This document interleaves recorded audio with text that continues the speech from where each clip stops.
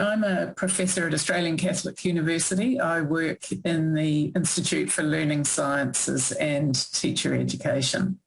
And I've been at ACU for about just over 11 years. I was at Monash before that.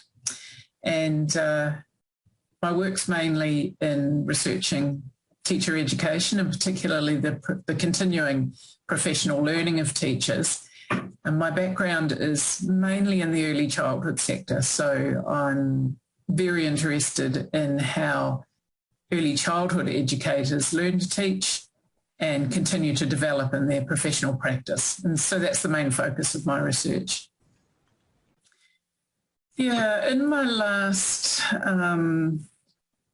few years, I've really focused on issues around leadership in early childhood services. I didn't set out to be a leadership researcher, but in the work that I do on professional learning, it became blindingly obvious that I couldn't look away from the significance of leaders' practices in not just in how their colleagues learn and develop, but their role in building and maintaining the overall quality of educational institutions and the kinds of programs that are offered for young children in particular.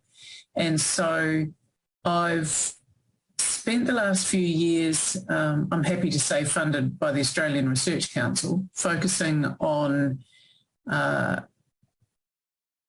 how leaders themselves can develop and ways that they can most effectively develop their colleagues.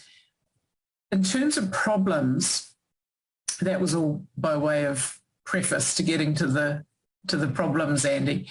Early childhood education, particularly childcare, is it's complex, like all institutions and like educational institutions in particular, and it's highly contradictory. So I guess if I give an example from the experience of the COVID pandemic, we saw, at least in Australia, that early childhood teachers were considered essential workers, that early childhood centres stayed open to support the children and families of other essential workers, even though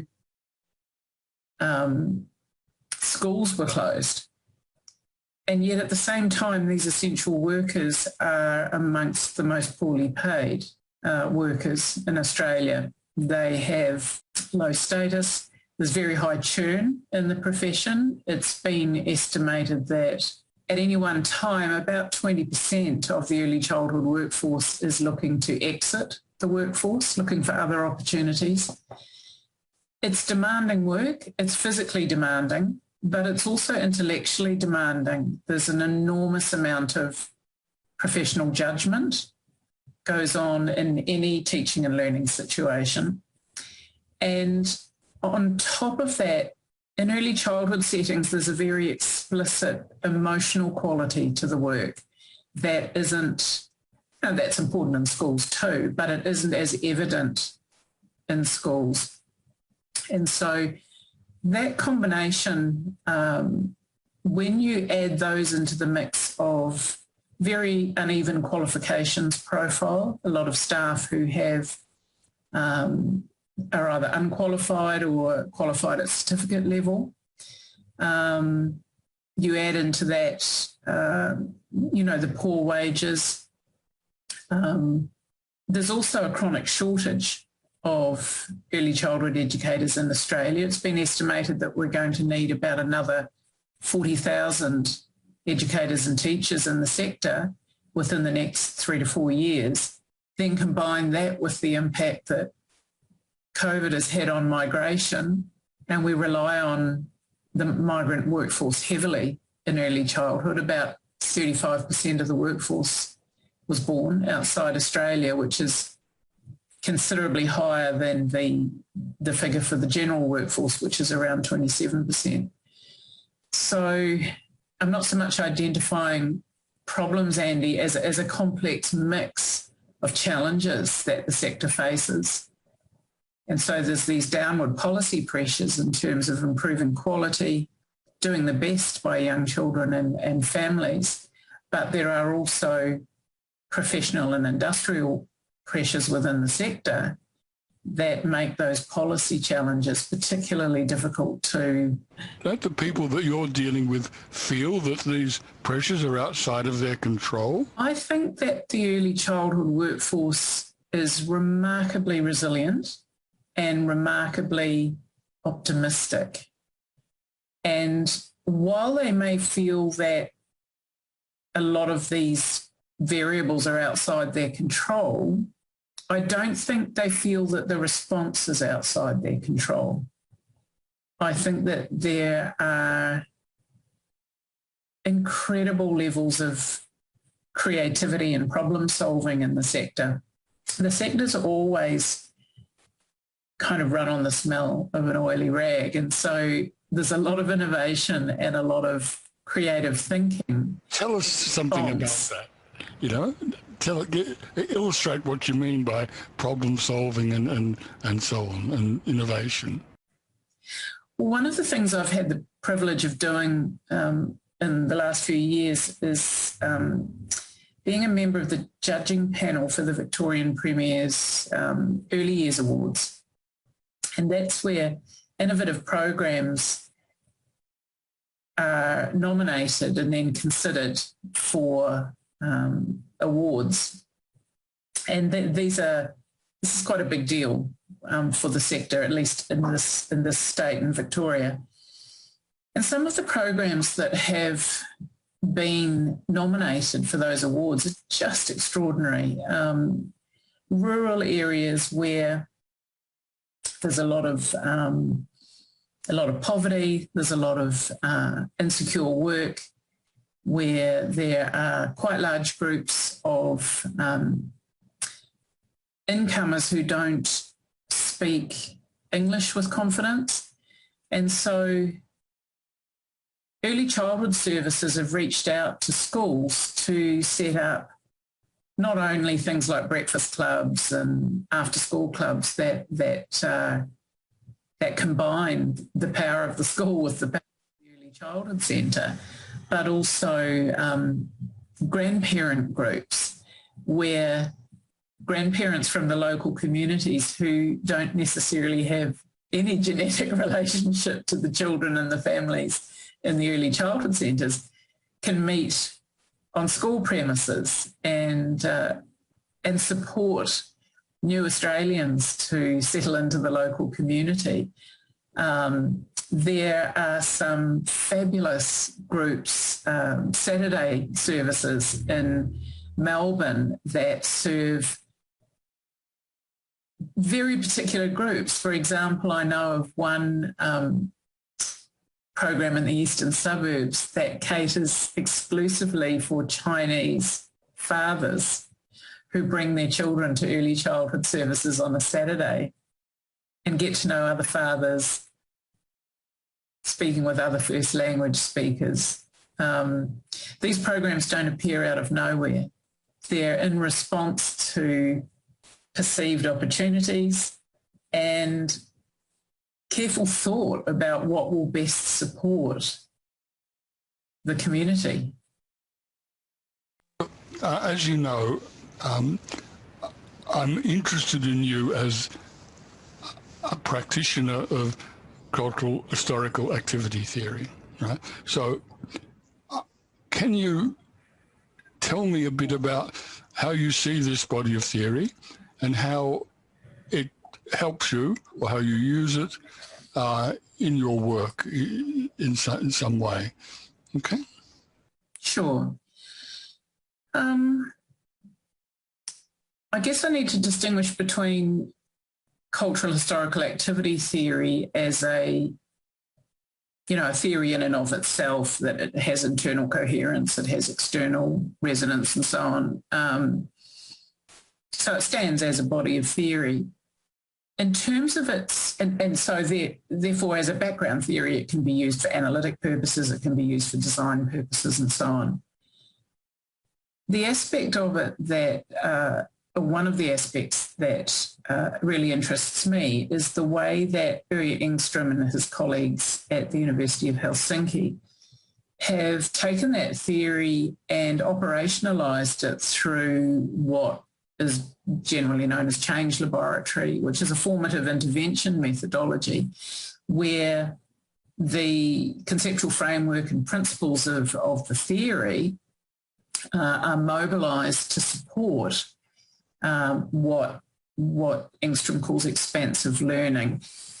So in brief, it's where contradictions in work practices that are confounding the achievement of desired outcomes can be brought to conscious attention and worked on by a group of workers, typically in collaboration with researchers who become, co-participants, to design new concepts, new practices, new artifacts that can be used to more fully realise the objects of the work.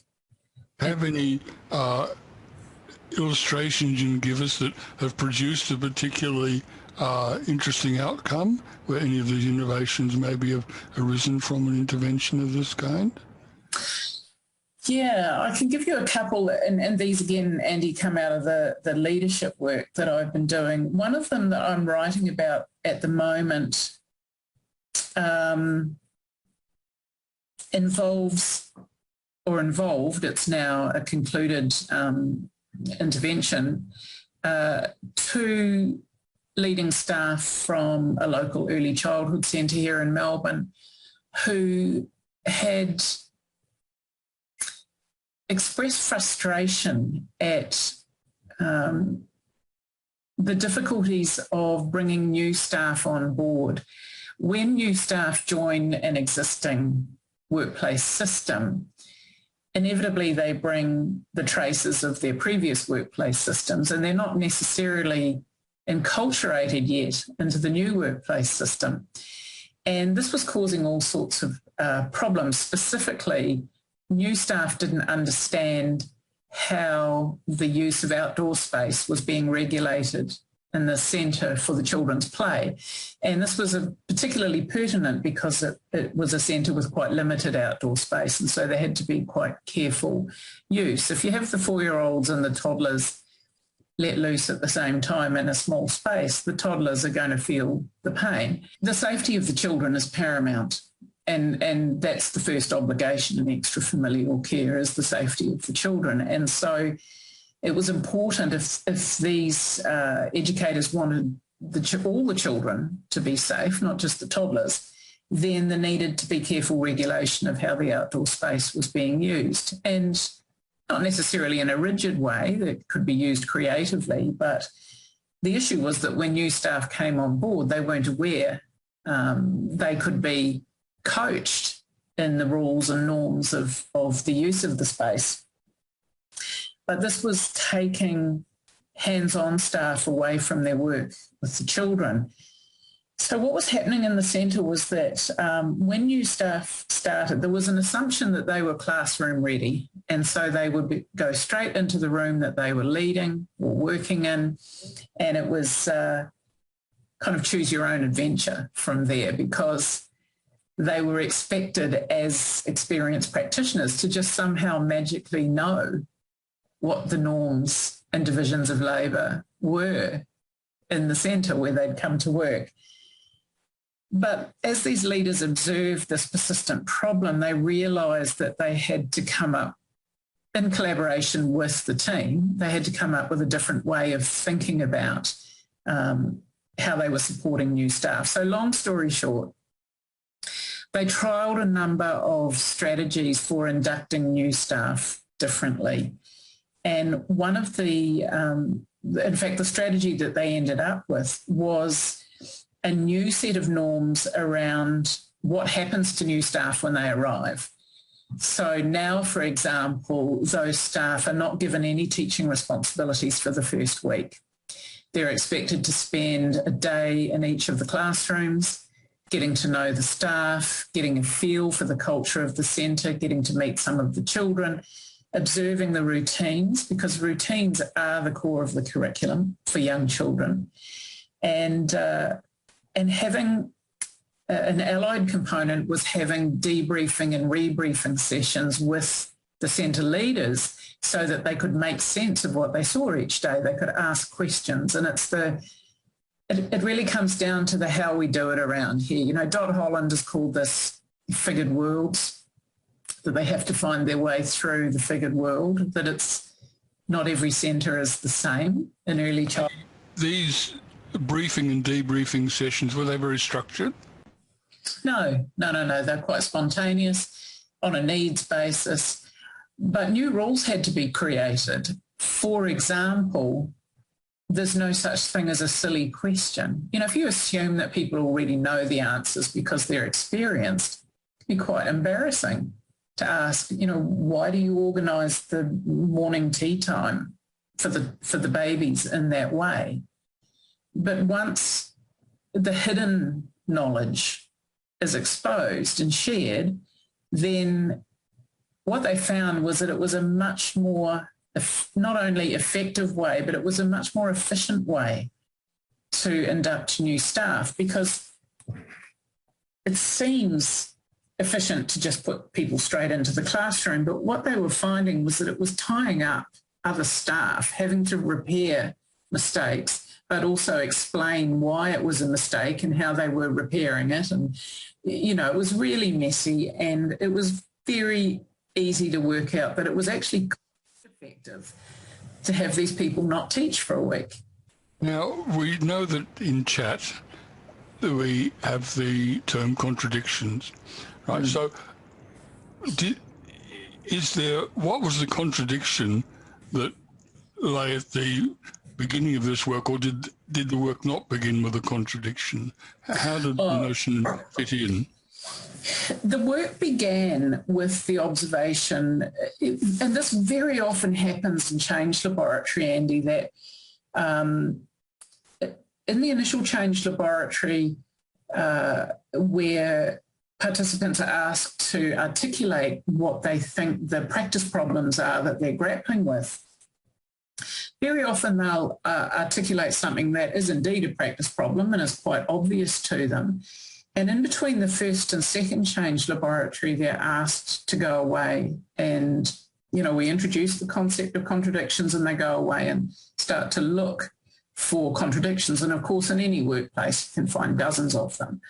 And typically or at least what happens in my experience, is that when they come back to the second change laboratory, what they've done is, in looking at the initial surface contradiction, they've actually found a deeper one. And often after they find that deeper one, they find an even deeper one. And so they Hegel has a term for this. It's called going from contradiction to ground, the ground. Okay, that's nice. That's nice. It's lovely to hear it explained so clearly. So this idea of contradictions underlying contradictions. I mean, yeah, I was going to have a Marxian moment there and start talking about surplus value and exchange value, but I won't. Well, we'll do, because other theorists of chat make value the key concept, and I've been a bit sceptical of that. So please tell me about value in this issue. Well, I'll just put that on pause and come back to it. I just want to address your earlier question about how did we get to that? You know, how do we get down through those deep layers of contradictions? So they started with this contradiction between the safety of the children as an object of their work, as a shared task that the whole centre, that the whole team was always working towards, the safety of the children. And then they had they had certain rules around that. They had a division of labour that organised which teachers would supervise which children when. But of course, when you think about the people and their subjectivities, their background knowledge, their rich understandings of the profession, when you disrupt or change any aspect of the system, it has kind of ripple effects, I guess, is the best way to describe it. In technical terms, it remediates what's going on in the centre. And sometimes that remediation isn't positive. And so new staff would come in, they would remediate the cultural norms of the centre, often with, in the best efforts. But these systemic disturbances were arising where children were being harmed in the outdoor area because new staff didn't understand how the system worked. But rather, they thought initially they would be working on the use of the outdoor area, but what they realised as they dug down was that the contradiction was between the idea of having this safe, smoothly run outdoor routine and bringing staff on board who don't know the cultural norms of the centre. And so that was highly contradictory. And so they had to look elsewhere. That was their analysis of the problem. And so they had to look elsewhere. Well, do we need new rules?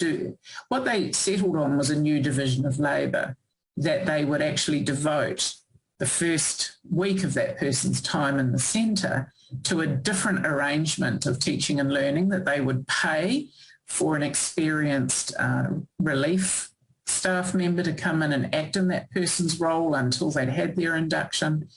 And so, I guess I'm explaining this in quite a complex and messy way, but my point is that once you start digging, the contradictions get deeper and deeper. Going to the question of value, and it goes back to the example I gave earlier under COVID, and you've heard me talk about this before, that the work of early childhood educators has an extraordinarily high use value to the community. We're constantly told that. We're told that by politicians. We're told that by the educators themselves. Families certainly tell us that. And under COVID, that became really sharply emphasised when they were categorised as essential workers. But they're paid peanuts. And given that the sector is,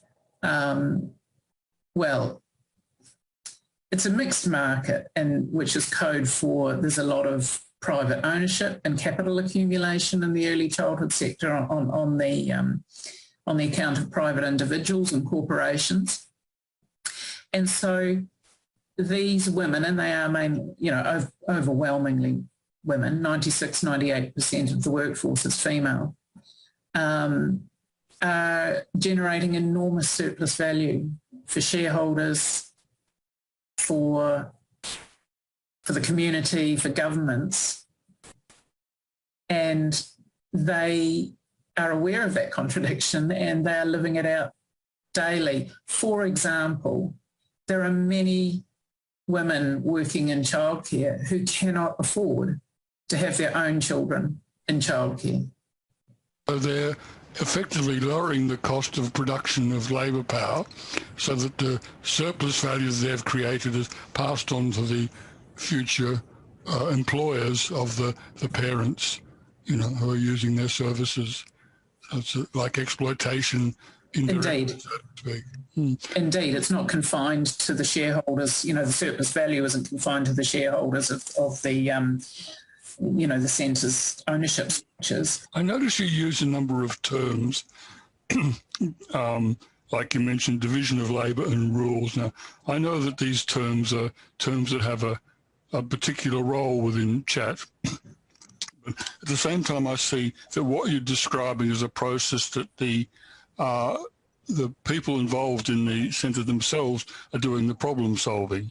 So could you explain how it happens that you intervene, but they end up solving the problem themselves? So this is a very important relationship. How does it happen? This is probably, Andy, the number one reason why I enjoy change laboratory interventions so much, because it's about tapping into, I call it the latent professionalism that's in the room, but tapping into the collective potential for creativity, the collective potential for innovation.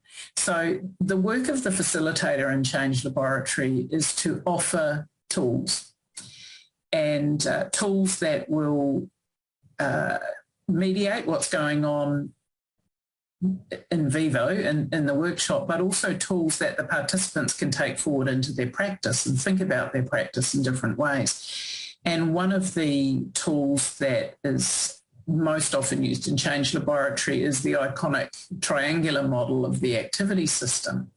And so that allows facilitators to introduce concepts such as rules and divisions of labour.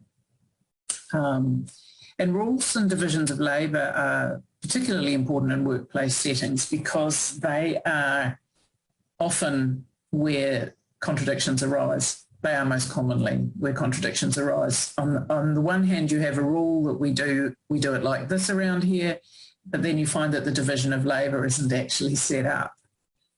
Or the division of labour is set up in a certain way, but the rules don't maintain the effectiveness of that division of labour. So there's very often a tension there. Just one other little thing, I don't know what we can do. You referred to the object of the activity as the safety of the children. Do you have any thoughts about identifying what is the object of the activity? I'll just go back a step, Andy, I just to respond to your last comment, if I may. It's not so much that the concepts introduced in Change Laboratory are used for problem solving, that they are used for problem solving, but the first purpose of introducing those concepts is to bring the way that work is organised in their particular workplace into conscious awareness. Because so much of the way we organise ourselves in the world is taken for granted because of implicit mediation, because we have learned that that's how we do it. He's explicitly told us. Yeah. So, sorry, going to your question about the object. Well, actually, the first thing that is explored in Change Laboratory is to ask the people in the room, you know, what does their workplace exist to do? You know, ultimately, what are they there for? And that's low-hanging fruit from most groups of workers. You know, in early childhood services, they'll say to provide high-quality care and education, or to support the flourishing of children and families. That's a bit of what I've learned in Australia, we call a Dorothy Dixer. Then comes the tricky question, which is around the motive object of activity. What tasks, what activities, both practical and psychological, do they have to work on in order to fulfil that outcome? And of course, in early childhood services, like any complex institution, there are dozens of objects being worked on at any one time. So it might be things like communicate effectively with the parents. It might be, well, in the case of the example I've given you, improve the safety of children's play in the outdoor area. The other thing that's often not well understood about Change Laboratory is that other aspects of the system, so rules or divisions of labour, can become temporary objects of activity. And again, in the example I've given you, the division of labour around who does what when we induct new staff became a temporary object of activity. So that the object of activity is the thing that we are working on to expand, enrich, deepen our understanding, innovate, change, develop, however we want to describe it, in order to resolve the contradiction that is confounding our practice. In a single system of activity, it's not necessarily just one thing. There can be numerous objects, and as you say, objects within objects as well. And in fact, if you read certainly Uri Engstrom's work, Annalisa Cernino's work, you'll see this concept of hierarchy of motives and the double bind, where motives can be in contradiction with other motives. So again, going to the example I've given you, the motive of smooth induction of new staff can be in tension with the motive of keeping the staffing budget as lean as possible. Certainly in corporate early childhood services where you've got individual centre systems and then you've got the corporate system, that could be certainly a contradiction between systems. It's not so much understanding, in my experience, again, I have to say, not necessarily everyone does change laboratory the way I do. It's quite an improvisational methodology. It's less about understanding where the contradictions come from in space than where the contradictions come from in time. So understanding contradictions as historically accumulating. And so in Change Laboratory, we ask questions like, what attempts have you made in the past to resolve this problem of practice? And by understanding past attempts, you can get a deeper understanding of what's contradictory about current practice. Adjacent systems, because the triangle model can become something of a fetish, and I can talk about limitations later, but workplace systems are open systems. They're not confined. They may be bounded in, physically or conceptually, but actually they're constantly open to, in the case of my work, they're open to policy systems, they're open to corporate systems, they're open to teacher education systems. So actually referred to the corporate system and the system of work in the centre as like two different systems of activity which then have a relationship between them, which has conflict. Indeed. Because while they may share the desired outcome of the flourishing of the children and families who use their services, they are inevitably working on different things. So corporate systems may be working on the satisfaction of shareholders, whereas in the centre that may not be. In the hierarchy of motives, that may not be a high priority. But if it's a high priority for the corporate system, it can then be imposed as a high priority object of the childcare centre. And that will throw leaders in particular into a difficult space. And I'll give you an example, Andy, because it really goes to what we're talking about. Again, this is one I've written about. So briefly, the scenario is that a group of centres owned and run by a local government authority, so a city council here in Melbourne. And so there's the city council system with its own policies, its own cultural tools, its own rules and divisions of labour, its own objects, which is, to satisfy the ratepayers, amongst other things. The early childhood centres, there were a group of them owned by the council, and they're working very hard on supporting children and families. Families of young children are pretty busy, and they're trying to get to work in the morning, they're trying to get kids to school, other kids to childcare. Families were coming to the centre in the morning with the child sometimes still in their pyjamas and with a box of cereal. And the centre staff would go, "Good morning, come on in, welcome, let's have breakfast." Because that's incredibly supportive of children and busy families. However, the centres were starting to accumulate large numbers of boxes of cereal without storage. Now, this probably sounds like a really trivial example, but believe me, if you've ever worked in childcare, this is non-trivial. Storage is one of the major stress factors in early childhood services for staff. And so the leaders of these centres went to the City Council and said, look, we need more storage. City Council came back and said, no money. And by the way, it's probably contravening safe food handling regulations.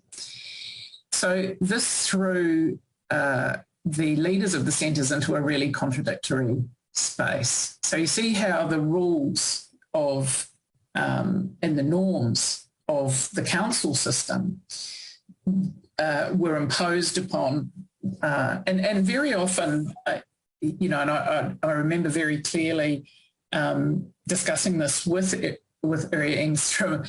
He said, contradictions are nearly always imposed from outside, these kinds of disruptions.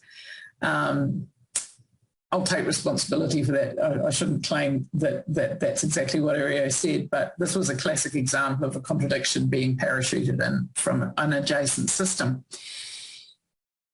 The leaders were, of course, now thrown into a dilemma. They want to support, they're in a double bind. They want to fulfil their statutory obligations to the council, to the employers, but they also want to support children and busy families.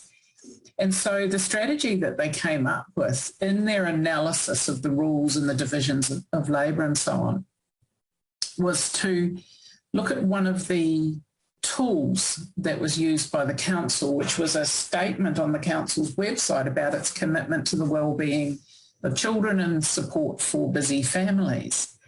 And so the strategy that the leaders used was to take the council's own tool, to put it on the table between the two systems and say, how can we work together to expand and enrich and fulfill our common object? This is a really important concept, the common object of support for families. And that turned out to be incredibly productive. And in the end, the council caved and they got some more storage, but they also changed the way that they were talking with families about their needs and so on. So there was quite a lot of adjustment went on. The situation was resolved and everybody got a richer definition and understanding of what supporting families means. One of the things that I haven't talked about, Andy, that was very evident in this situation is the concept of transformative agency. And I do want to touch on that if I may. Please. That, agency is used in quite loose ways in education. Within chat, and Annalisa Sonnino in particular has written about this eloquently, transformative agency by double stimulation, or what she calls her TADS model. This is about the agency of individual leaders and their subjective sense of being able to influence the conditions of their own work in this case. But it's not just about their individual subjectivity, it's about the transformation of the system as agentic. And so you can imagine how the action taken by the leaders repositioned them in the view of their council overlords, as it were, as professional, thorough, and agentic. And they felt the difference. It was an embodied sensation for them. Their efforts were transformative, not just for them and for their individual centre systems, but for the children and families. Very interesting. I've had discussions outside of this talk about the concept of agency. It's always very meaningful in any specific context, but I find the meaning of it very variable from one writer to another, one context to another, which is not good for the development of theory. In my own case, I see the changed relationship between two projects. We have the project of the council with its own objects, the project of the childcare centre, and there's a relationship of one dominant, or what I say, colonising the other, and by hitting back, they've transformed that relationship into one of cooperation or mutual exchange and mutual relationship. Indeed. And in chat, we would make sense of that through this idea of a common object. There's so many things I could say, but one thing, I guess, for people who are looking at this discussion to be aware of is that while there's a fairly long legacy now of cultural historical theorising, chat and the use of change laboratory is actually a very new theory. It's only been around for maybe 30, 35 years. And so there are still many concepts, many analytic strategies, many challenges to be worked through. The development of the theory is itself an objective activity amongst people who use change laboratory, who use chat analyses in their work. Chat doesn't have to be about change laboratory. I think it's important with any theory, and particularly a new theory, to think about where there are blind spots, where there are areas that demand more understanding, and to understand the limits of what any theory can do, to not hold the theory to account for things it was never designed to make sense of. A very profound insight that the development of the theory itself is a system of activity right across the world, different people, be everywhere. Absolutely. Yeah. A highly distributed, highly creative, it's a project in your terms, Andy, that's rich with curiosity and exchange and debate and dilemmas, and I find it a really exciting space to be in, because for me it's intellectually incredibly stimulating, but at the same time it allows me to work with people that I really care about, to work with women, to work with women who are, of low status and yet of enormous importance to our society, to not only transform the conditions of their work, but to empower them to transform their own conditions of their own work themselves. And so that's incredibly motivating for me. Treating the change laboratory as both a formative intervention and a space for data generation, for research, that allows us to build the theory as we change the world, which is magic.